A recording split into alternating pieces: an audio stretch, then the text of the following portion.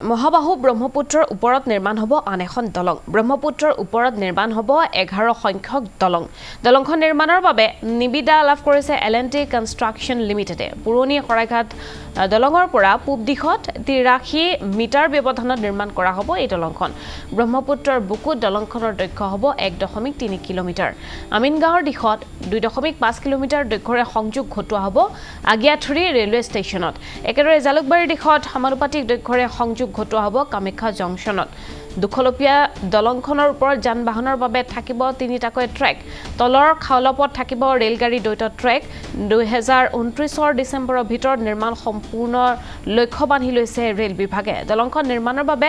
budget ধাৰ্য কৰা হৈছে প্ৰায় 1473 কোটি টকা দলংখন সম্পূৰ্ণ হোৱাৰ পাছত পুৰণি শৰাইঘাট দলংখন দীৰ্ঘ সময়ৰ বাবে বন্ধ কৰি মেৰামতি কৰাৰ পৰিকল্পনা গ্ৰহণ কৰিছে ৰেল বিভাগে দলংখন নিৰ্মাণৰ বাবে ইতিমধ্যে হৈছে পাইলিং টেষ্টৰ ব্যৱস্থা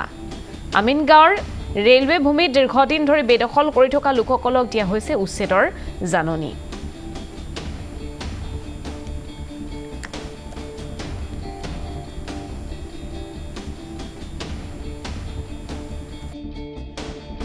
দলঙৰ কাম আমাৰ প্ৰথমতে স্বীকৃতি পাইছিলো আমি 2024 চনত আৰু বৰ্তমান এপ্ৰিল 2026 ত ইয়াৰ টেন্ডাৰিংৰ কামো সম্পূৰ্ণ হৈ গৈছে আৰু এতিয়া কাম আৰম্ভ হৈছে ইয়াৰে যিখিনি প্ৰাৰম্ভিক কাম থাকে ডিজাইনৰ কাম আৰু লগতে জিঅ'টেকনিক্যাল ষ্টাডিৰ কাম এখিনি ইতিমধ্যে সম্পূৰ্ণ হৈছে আৰু এতিয়া গ্ৰাউণ্ডত আমাৰ কাৰ্য আৰম্ভ হৈছে ইয়াতে আমাৰ টেষ্ট ফাইলিংৰ কাম এতিয়া ইতিমধ্যে চলি আছে আৰু লগতে যিখিনি এভিকশন আৰু ল্যান্ড একুইজিশনৰ প্ৰয়োজন আছিল সেইখিনি কামো ভাল গতিত চলি আছে এই দলংখন মুঠ প্ৰায় 2 কিলোমিটাৰ লম্বা দলং ইয়াতে ৰোড কাম ৰেল আৰু এটো এটা কম্পোজিট ষ্টিল গাৰ্ডাৰ ব্ৰিজ হ'ব ইয়াতে ওপৰত 3 লেন ৰোড আছে আৰু তলত ডাবল লাইন ৰেলৱে ট্ৰেক আৰু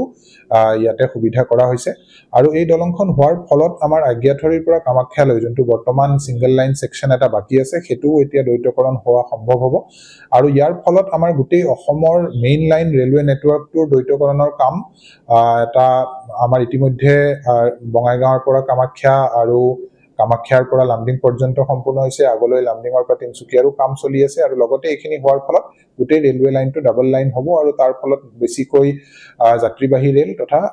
গুডছ ট্ৰেইনো আমি চলাব পাৰিম ইয়াৰে গোটেই প্ৰজেক্টটো মুঠ 1400 কোটি টকা আছে কিন্তু অকল যদি দলংখন চাও প্ৰায় 550 কোটি টকা মানৰ আমি চেষ্টা কৰি আছো যে 2029 চনৰ ভিতৰত সকলো কাম সম্পূৰ্ণ কৰিব পাৰো আমি ৰাজ্য চৰকাৰৰ ফালৰ পৰা সকলোখিনি সহযোগিতা পাই আছো লগতে আমাৰো কাম আৰম্ভ হৈছে আৰু আমি দ্ৰুতগতিত কাম কৰি 2029 চনৰ ভিতৰত সম্পূৰ্ণ কৰিবলৈ চেষ্টা কৰিম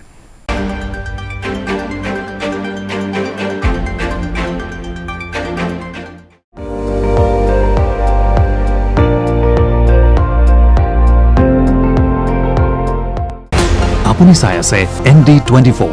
সৰ্বশ্ৰেষ্ঠ নহয় সৰ্বোত্তমৰ দৌৰত